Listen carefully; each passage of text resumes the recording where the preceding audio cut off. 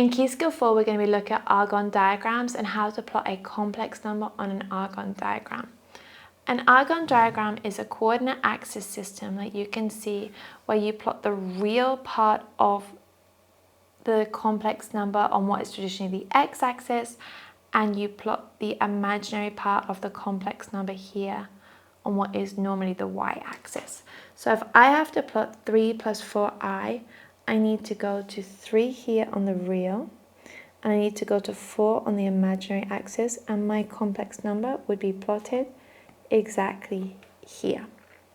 So let's have a look at the next example. We have 2, which is the real part, and minus 5i, which is the imaginary part. So I'm going to go to 2 on the real and down here to minus 5 on the imaginary, and I would plot my complex number on my Argand diagram here.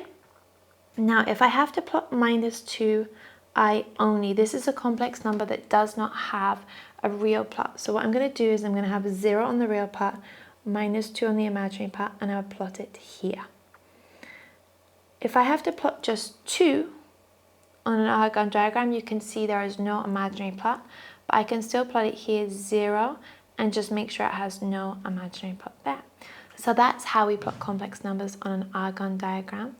In the next key skill, we're going to be looking at how we can simplify and add together complex numbers. Thank you for watching. Like and subscribe.